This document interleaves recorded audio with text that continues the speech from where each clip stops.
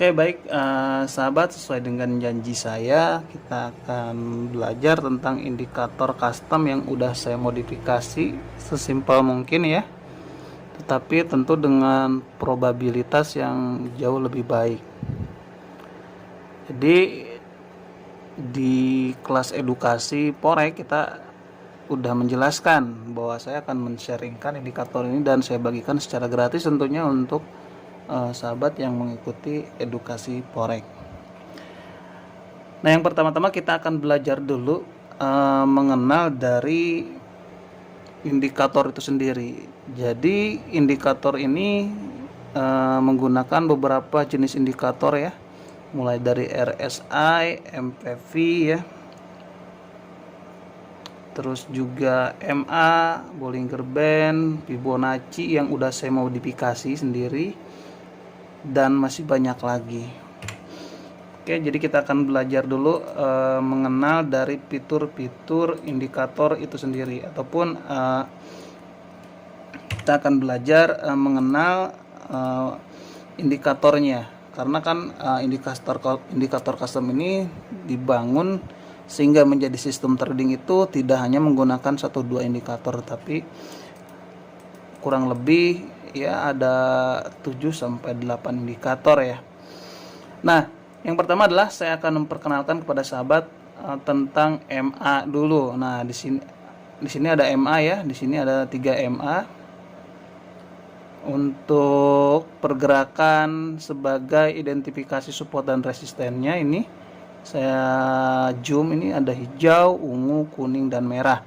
Ini tujuannya adalah untuk mengidentifikasi area support dan resisten, nanti kita akan belajar itu. Lalu ada Bollinger Band yang udah saya modifikasi. Di sini saya menggunakan 4 Bollinger Band dengan settingan yang berbeda sehingga menjadi seperti ini. Nah, fungsi dari Bollinger Band itu sendiri tujuannya adalah untuk mengidentifikasi sebuah pergerakan tren, sahabat. Nah, bagaimana mengidentifikasinya? Kita akan pelajari itu. Ntar kita lihat. Nah, ini. Misalkan kita ingin mengidentifikasi sebuah pergerakan tren sedang sideways atau marketnya sedang mendatar, maka kita lihat contohnya ini. Bollinger Band atas dan bawah itu ketika market sedang sideways, mereka itu menyempit. Jadi atas dan bawahnya itu menyempit. Nah, ketika market sedang trending ya, di sini yang dimaksud adalah market sedang uptrend atau berubah menjadi downtrend, itu ketika dua sisi ya, atas dan bawah itu melebar. Nah, maka market sudah mengidentifikasi bahwa tren sudah dimulai ya, baik bearish atau bullish. Nah, dalam contoh kasus ini lihat ya, Bollinger Band itu sudah melebar, yang atas ke atas, yang bawah semakin ke bawah, sehingga membentuk gelembung. Nah, kalau untuk sideways, sahabat bisa lihat sendiri, bagian atas dan bawahnya itu menyempit ya, ini dan ini menyempit.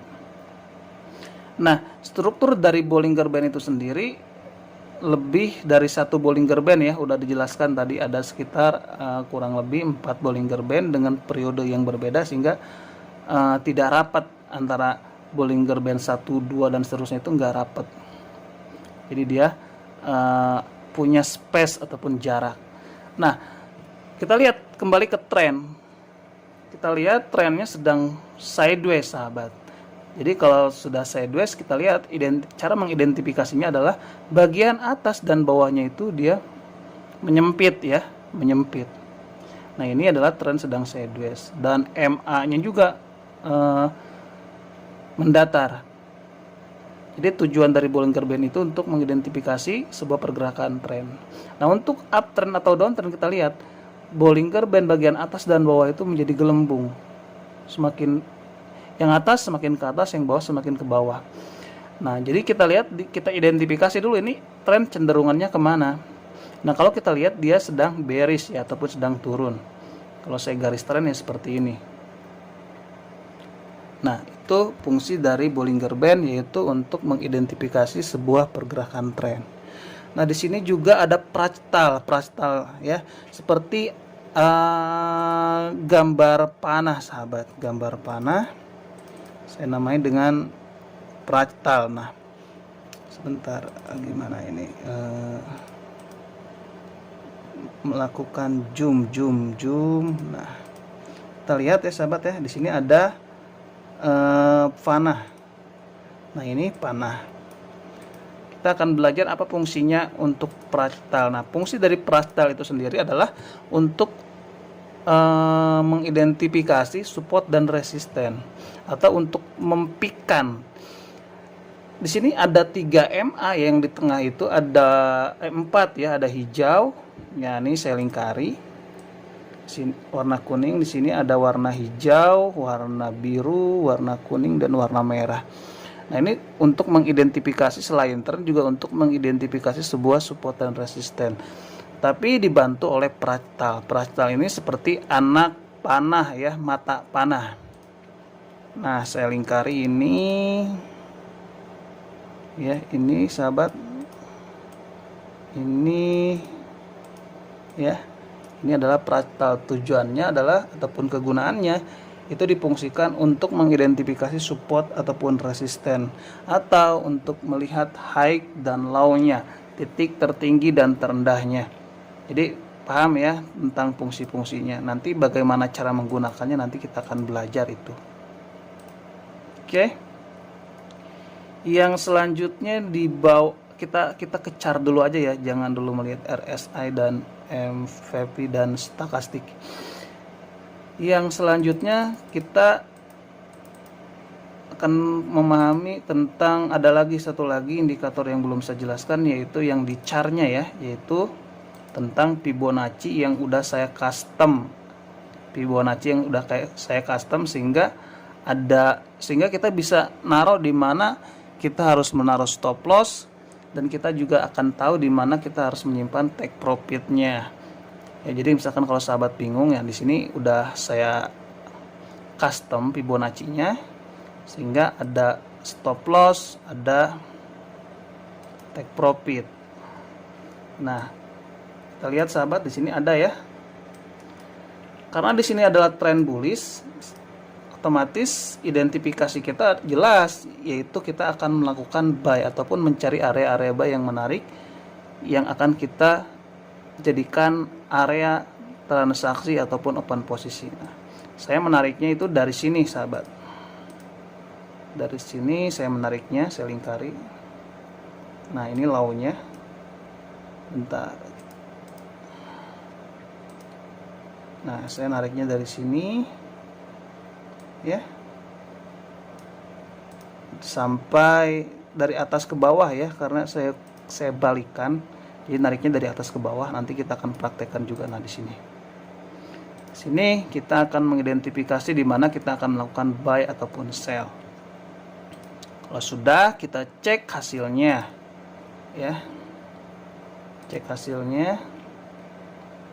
Nah, di sini akan nampak sahabat bahwa kita akan melakukan open posisi di area-area 3 golden ratio. Kalau sahabat sudah mempelajari Fibonacci, bahwa kita akan melakukan entry di area golden ratio. Golden ratio dalam Fibonacci itu ada 3 ya sahabat, ada 61,8, ada 50,0, ada 38,2. Nah, jadi strukturnya kalau untuk buy maka akan membentuk seperti ini. Ini adalah area yang akan kita gunakan sebagai transaksi, 61,8, 50,0 dan 38,2. Nah, di mana kita akan buy, di mana market melakukan koreksi turun ke bawah ya, turun ke bawah, tapi ya minimal dia harus masuk ke salah satu dari golden ratio Fibonacci itu sendiri, yaitu antara 61,8, 50,0, 38,2. Nanti kita akan belajar konfirmasinya. Nah, jadi ketiga ini. Oke, kita garis lagi. Jadi kira-kira kita akan buy di area sini.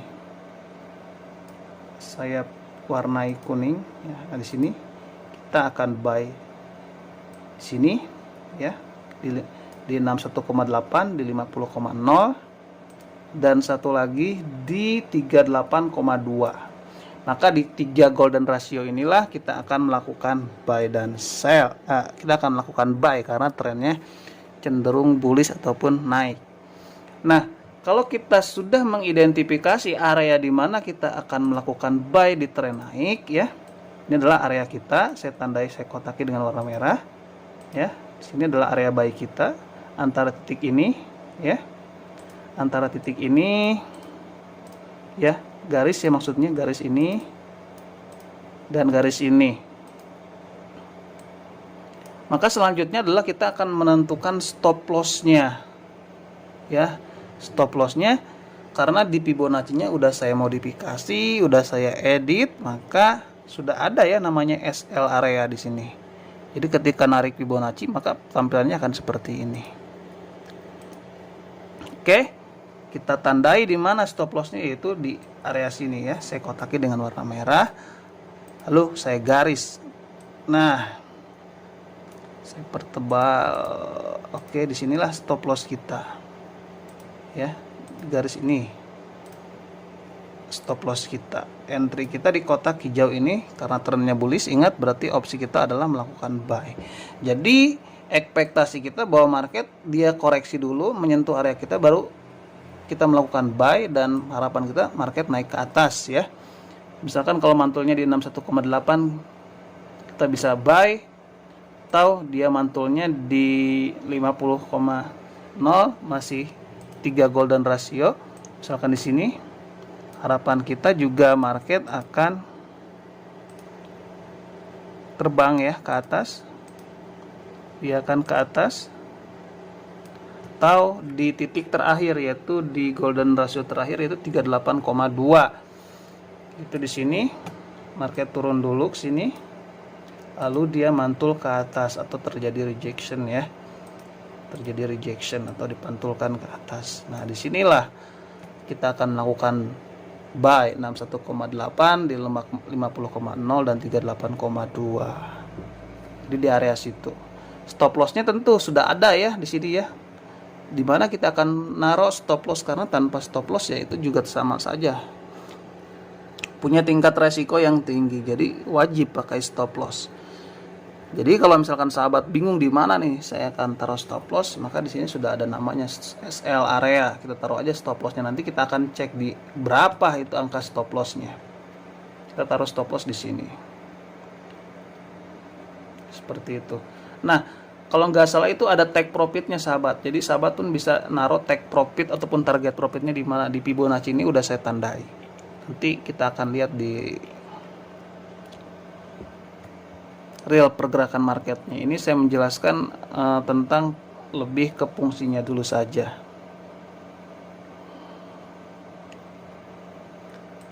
Kita zoom out. Nah, sekarang saya akan memberikan lebih ke osilator ya,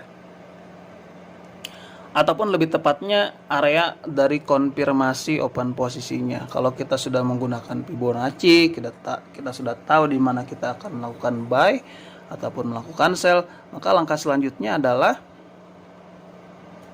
kita mengidentifikasi dari indikator osilator ya, meliputi RSI dan stokastik. Nah, mana indikatornya? Nah, ini di bawah. Nah, sahabat bisa lihat di kotak warna kuning ya. Nah, ini adalah osilator. Fungsinya adalah untuk konfirmasi open posisi sahabat. Jadi ada beberapa konfirmasi ya yang harus sahabat lakukan nanti selain Fibonacci, yaitu osilator, MA, dan juga fraktalnya harus diperhatikan. Pertama kita cek dulu RSI 5-nya. Nah, karena kita posisinya adalah ingin melakukan buy. Nah, ini RSI 5 ini dengan warna ungu ya. Karena kita ingin buy, berarti kita akan menunggu RSI itu turun dulu ke bawah ya. Turun dulu ke bawah. Kita akan menunggu RSI itu turun ke bawah. Nah, setelah turun ke bawah, dia itu naik lagi ke atas. Nah, ketika naik ke atas dan sudah menembus garis line kuning ini, kita sudah punya konfirmasi untuk buy. Tetapi nggak hanya itu, ingat, perlu dicatat, itu harus sinkron dengan indikator ini, RSI yang MVV ya. Bentuknya masih seperti RSI. Dia sama, dia harus turun dulu ke bawah, lalu dia naik ke atas. Nah, kita baru bisa melakukan buy. Dan satu lagi konfirmasinya, yaitu kombinasi MA dan stokastik. Nah, ini MA-nya itu ada warna merah dan biru yang berdempetan. Nah, ini adalah konfirmasinya. Jadi ketika kita ingin melakukan buy, maka kita tunggu dulu MA-nya dulu turun ke bawah ya. Anggap MA warna biru ini sudah berjalan ya, sudah berjalan sampai sini misalkan. Anggap sudah berjalan sampai sini. Nah, kita menunggu dulu MA-nya itu yang tengahnya itu tertembus oleh stokastik warna merah dan warna biru. Nah, stokastik warna biru biasanya ke sini, dia akan ke sini ya.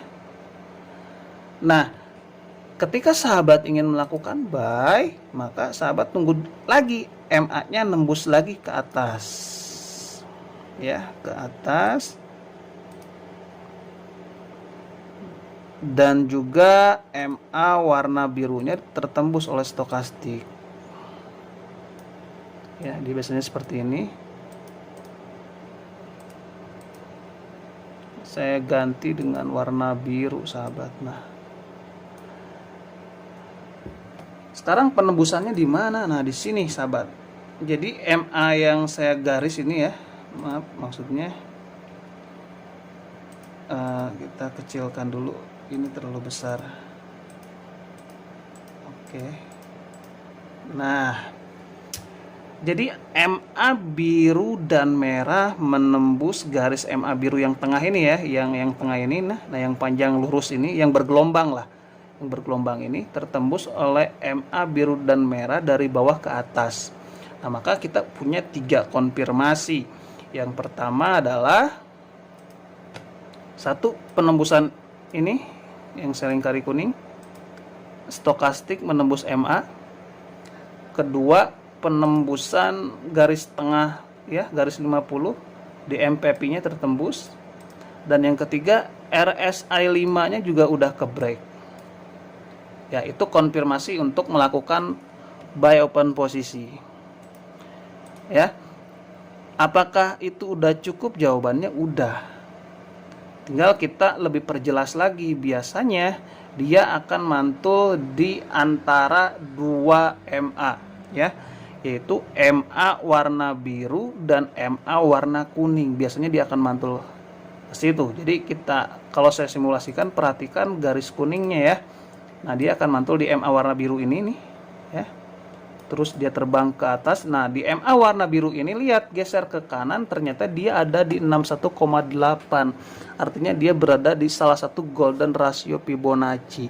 Sehingga kita bisa melakukan buy posisi.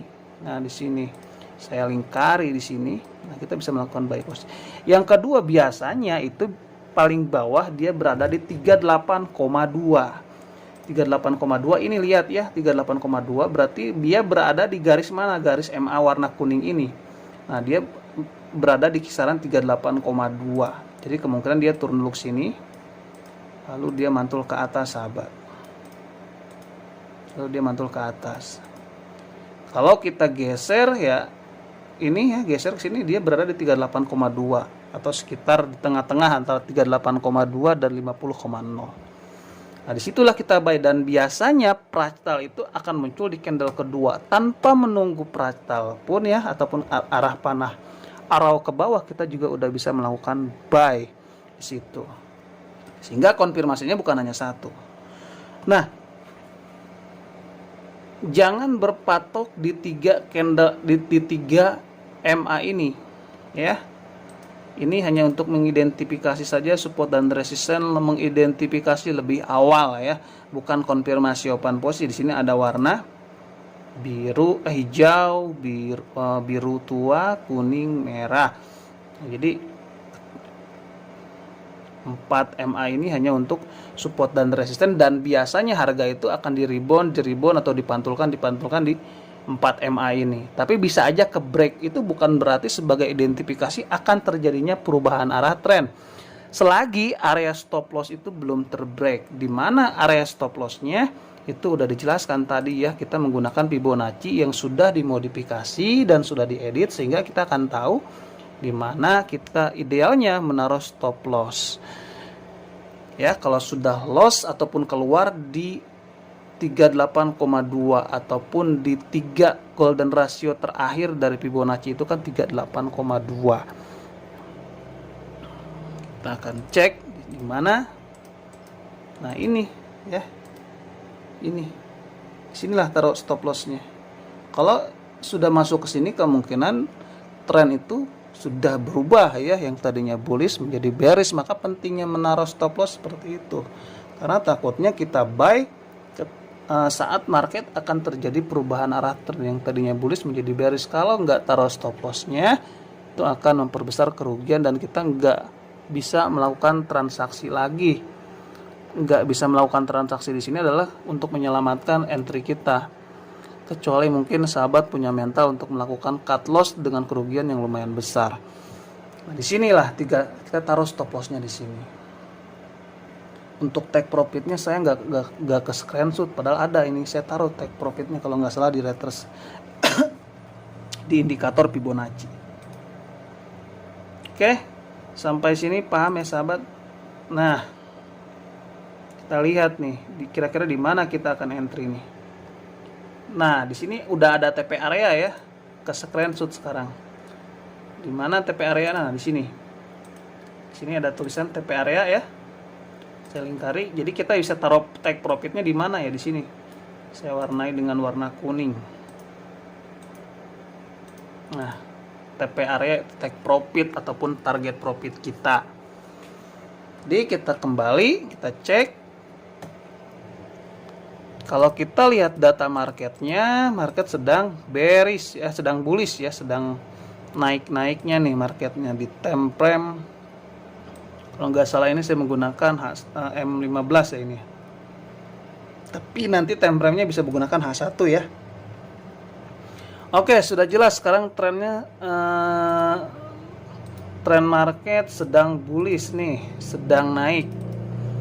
Kalau sudah jelas sedang naik ya, langkah selanjutnya adalah kita tahu dong kita sebagai buyer atau seller. Jelas sebagai buyer kita akan melakukan transaksi buy di market ini sahabat.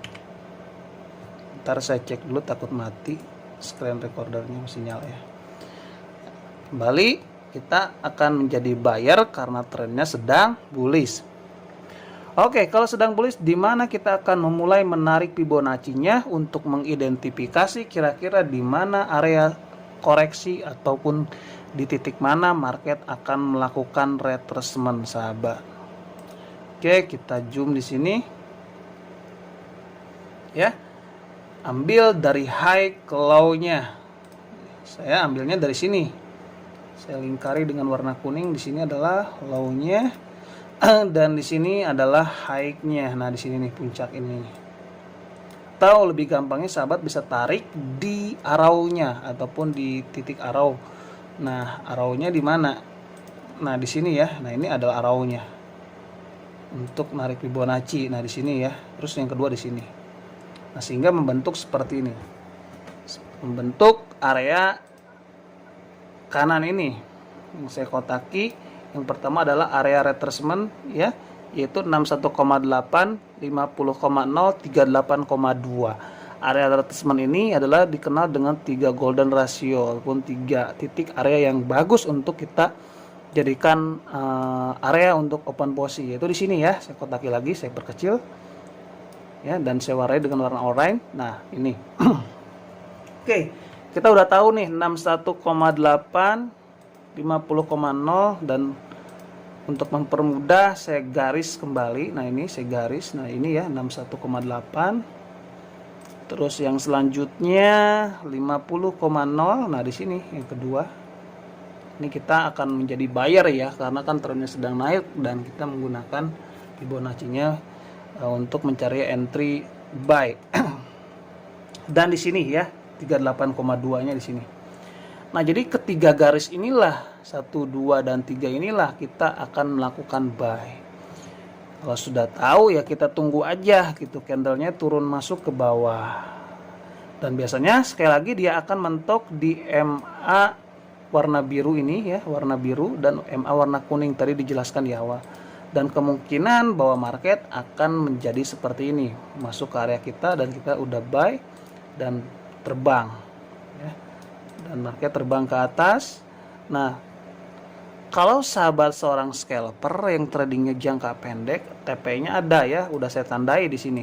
Saya kotaki nih, warna kuning ini TP area. Berarti kalau saya garis, berarti take profitnya itu di sini.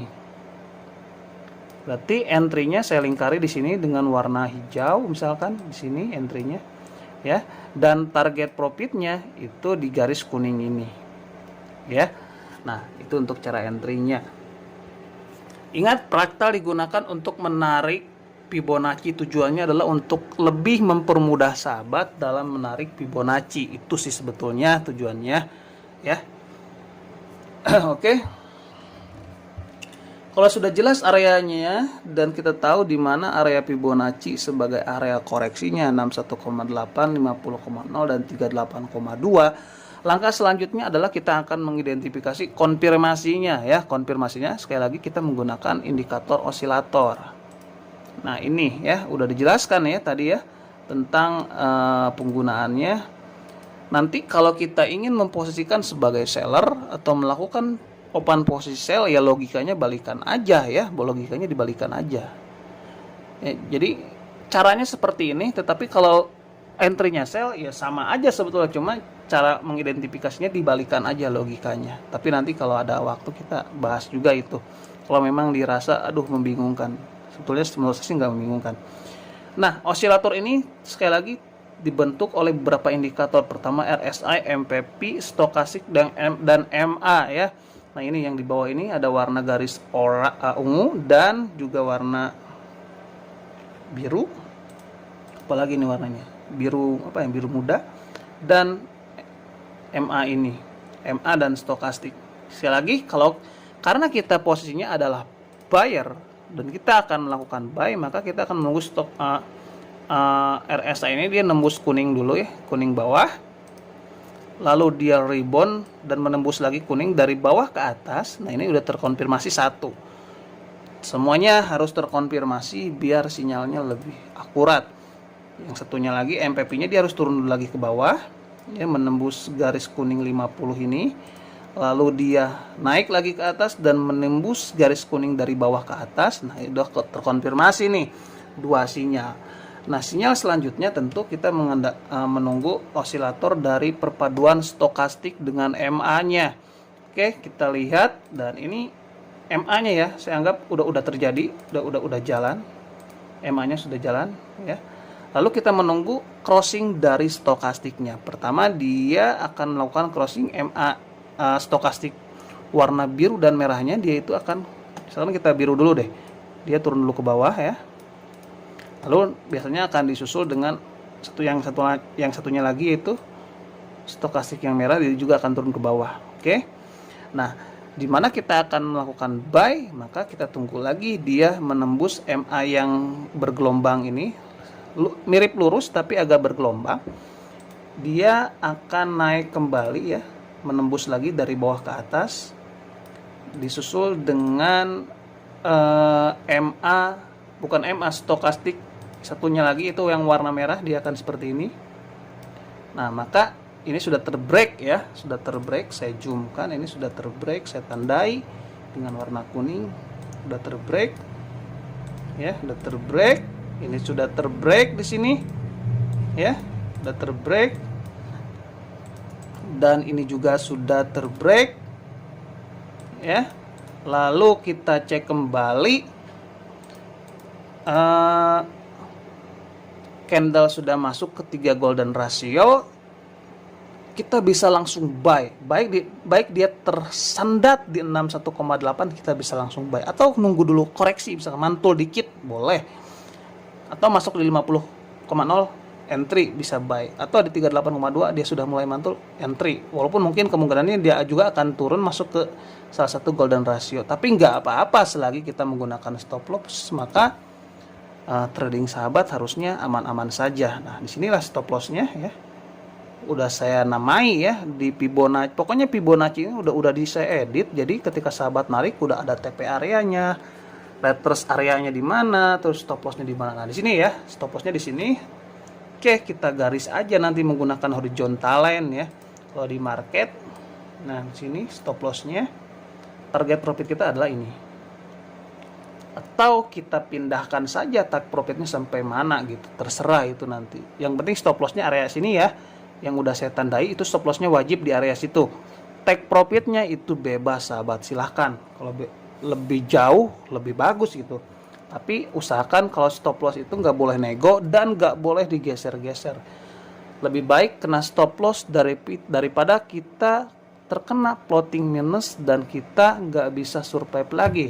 Karena semakin jauh area entry kita dalam posisi salah entry, maka akan semakin besar modal yang kita keluarkan. Dan tentu yang saya khawatirkan ketika modal sahabat tidak mampu menahan sehingga MC. Jadi stop loss itu wajib ya sahabat ya.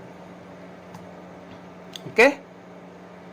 Nah, di sini sebetulnya ada satu indikator lagi, tapi menurut saya sih dengan Bollinger Band pun udah cukup sebetulnya. Nah, indikator ini sebetulnya untuk mengidentifikasi tren ya. Ya, seperti ada garis-garis berwarna, ada merah, di sini ada kuning ya, ada biru. Ini sebetulnya untuk mengidentifikasi tren, fungsinya sama. Nah, ini misalkan yang bawah ini saya tandai, misalkan ini warna merah, ini warna kuning di bawah, dan di sini ada warna biru. Itu untuk mengidentifikasi tren. Kalau merah itu tren cenderung bearish, dan kalau kuning ya, kalau warna kuning, garis-garis kuning ini tren cenderung sideways, dan kalau warna biru tren cenderung bullish. Ini sebetulnya untuk mengidentifikasi sebuah tren. Kalau memang berfungsi untuk sahabat ya bisa dijadikan acuan untuk membantu Bollinger Band ya, untuk membantu Bollinger Band. Nah, idealnya biasanya market itu akan rebound di 4 MA ini ya. Di 4 MA ini ada, saya lingkari ya. Nah, di MA ini ada hijau, ada biru, ada kuning, ada merah. Nah, biasanya dia mantul balik lagi, mantul balik lagi. Nah, itu juga bisa dijadikan open posisi ataupun dijadikan dasar open posisi bisa. Cuma ingat, konfirmasinya harus diperhatikan. Tapi jujur saja saya jarang menggunakan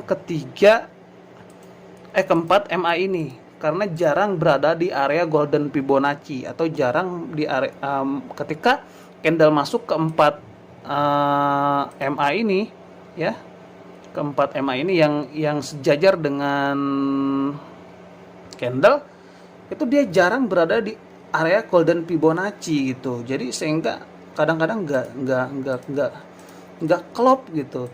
Jadi saya lebih sering menunggunya di 2 MA. Yang pertama adalah MA warna kuning ini ya, terus yang kedua biru, atau saya nunggunya di biru aja daripada harus menunggu di 4 MA ini, atau paling jauh di area kuning ini dan paling dekat di MA warna biru ini. Nah, karena di antara MA biru dan kuning ini berada di golden Fibonacci ataupun 3 golden ratio Fibonacci, yaitu di kisaran 61,8, 50,0, 38,2. Jadi kira-kira seperti itu sahabat. Oke, sekarang kita lihat chartnya. Nah,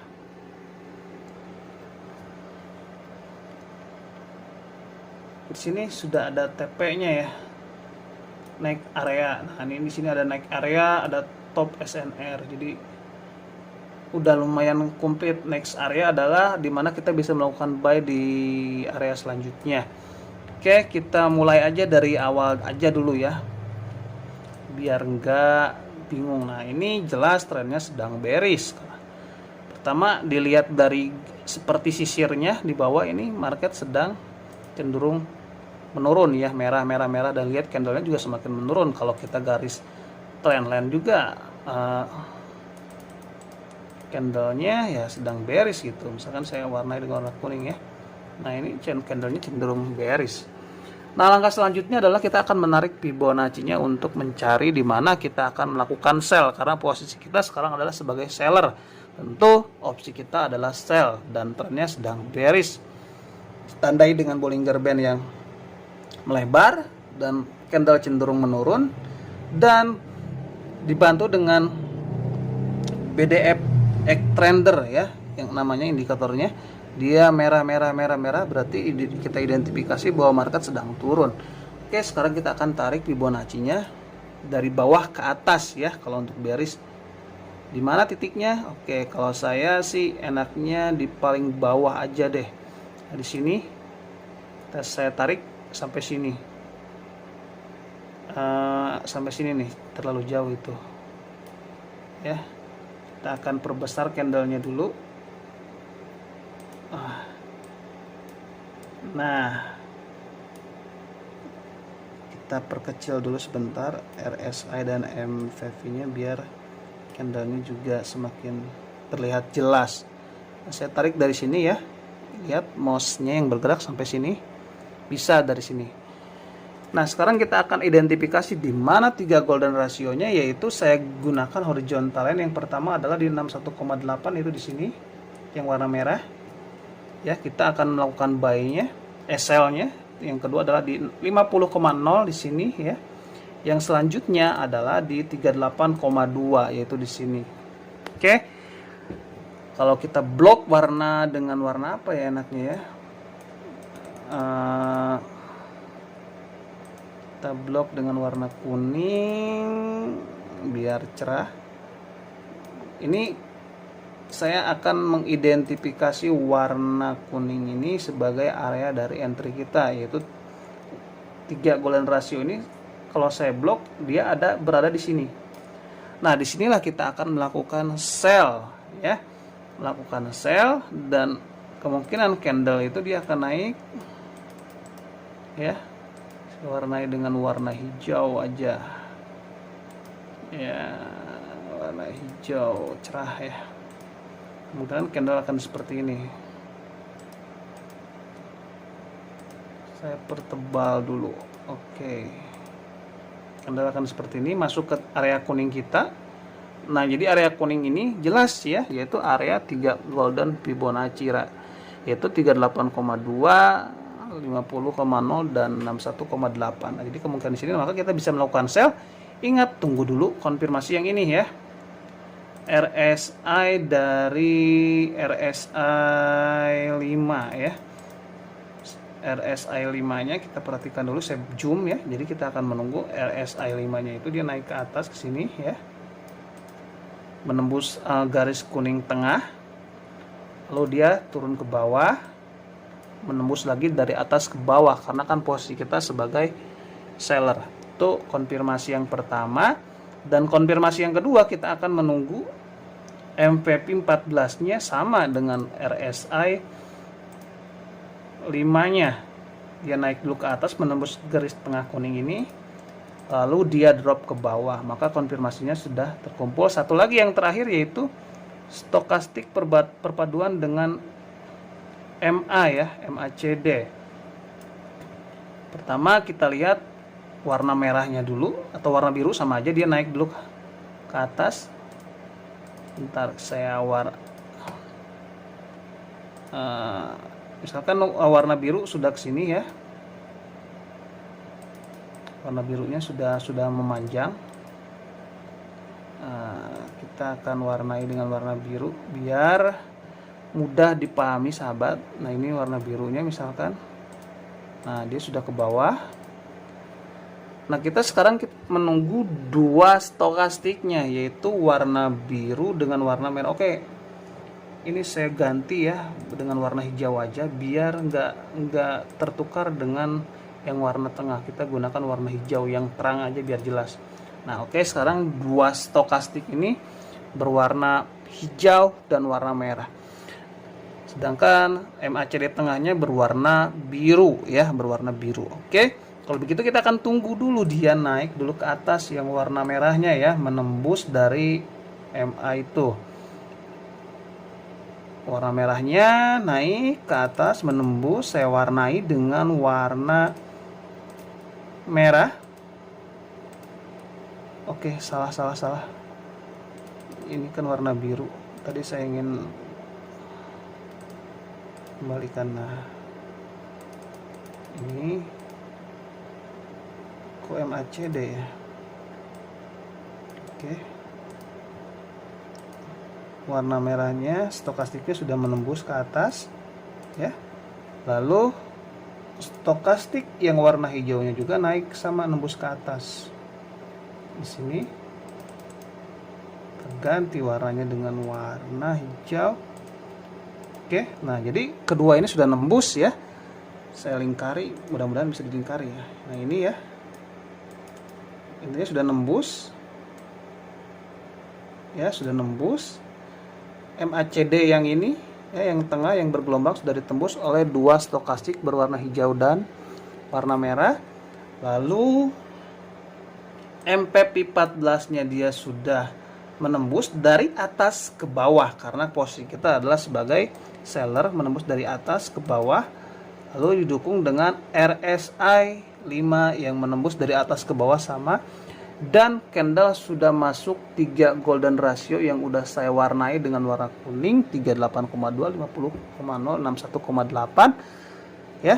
Dan kita bisa entry, stop loss bisa ditaruh di area SL atau sejauh-jauhnya di atas resisten ya. Dimana atas resisten? Nah ini kan resistennya ya sahabat ya, ini resistennya. Kita bisa taruh di atasnya, bisa aja gitu, bisa aja. Atau di dekat nama SL bisa ya, karena sudah dinamai. Take profitnya bebas. Kalau ingin mengikuti prosedurnya, TP-nya di sini dekat-dekat ya. Tapi misalkan saya ingin agak jauh ya, boleh aja taruh TP di mana aja, silakan aja. Yang penting taruh stop loss-nya nggak boleh digeser ya, biar money management dan RR-nya jalan. Mungkin itu aja ya sahabat, terkait dengan indikator ini. Nanti akan saya bagikan di grup PEP Forex, dan sahabat bisa praktekkan dan pelajari. Dan tentu ini saya bagikan secara gratis untuk sahabat-sahabat yang mengikuti kelas Forex